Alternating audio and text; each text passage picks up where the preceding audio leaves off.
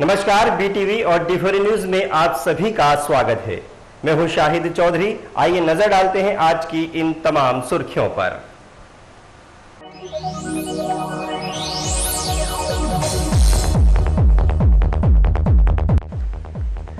गुरुवार को नाहरगढ़ में हुई हत्या के मामले का पर्दाफाश, 2 आरोपी पुलिस की गिरफ्त में।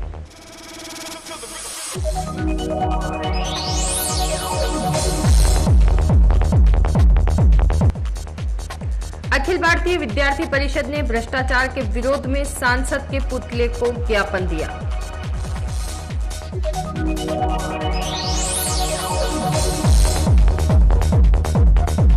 और मंडी तुलावटियों और हम्मालों ने मंडी सचिव का घेराव कर ज्ञापन सौंपा। मांगे नहीं मानने पर दी आंदोलन और भूख हड़ताल की चेतावनी। आइए देखते हैं अब इन तमाम सुर्खियों को विस्तार के साथ में।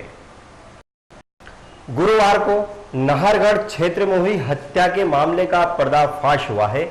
पड़ोसी ही निकला हत्यारा। 2 आरोपी पुलिस की गिरफ्त में। एसपी एमएस वर्मा ने पुलिस कंट्रोल रूम पर दी जानकारी।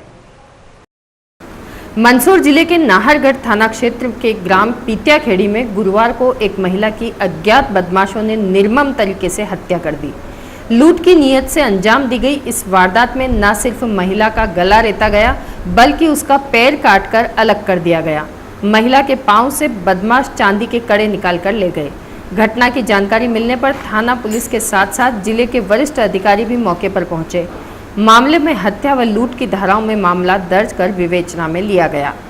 घटना की जानकारी मिलने पर पुलिस कप्तान श्री एमएस वर्मा, एएसपी श्री पंकज श्रीवास्तव भी मौके पर पहुंचे।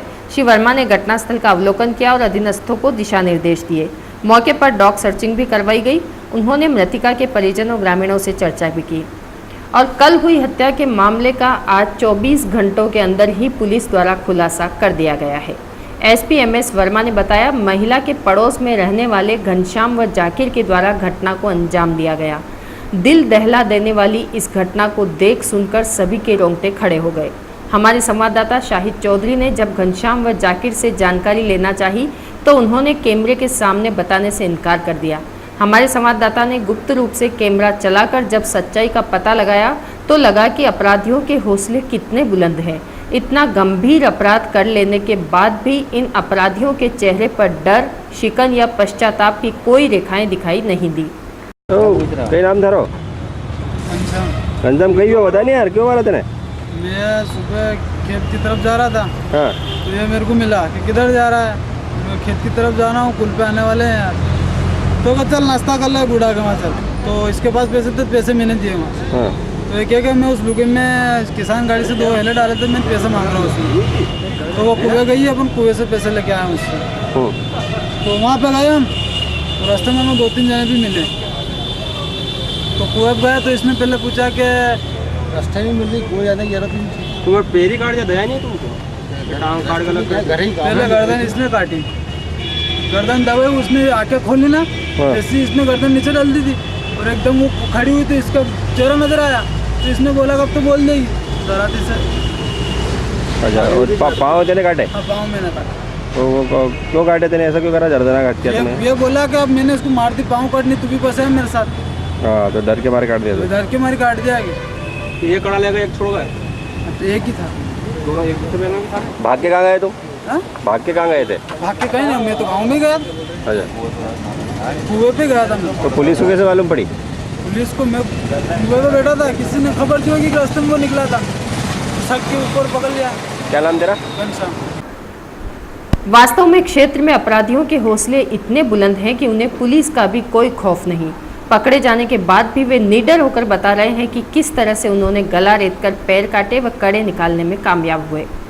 एसपी एमएस वर्मा से हमारे संवाददाता शाहिद चौधरी ने पूरे घटनाक्रम की जानकारी ली है। कल नाहरगढ़ कस्बे से करीब 3 किलोमीटर दूर एक सुनसान खेत में, उस खेत में काम करने वाली महिला श्रीमती शोभा गुर्जर की अज्ञात बदमाशों द्वारा नृशंस रूप से हत्या की गई थी। इसमें उनके दाहिने पैर को एड़ी के पास से काट कर उनके पैर में पहनी हुई जो घड़ी थी उसको निकाल लिया गया था और दूसरे पैर की घड़ी को भी निकालने की कोशिश की थी, किंतु वो निकाल नहीं पाए थे। और उसकी गर्दन को रेत करके ये लोग भाग गए। ये बहुत ही गंभीर घटना थी।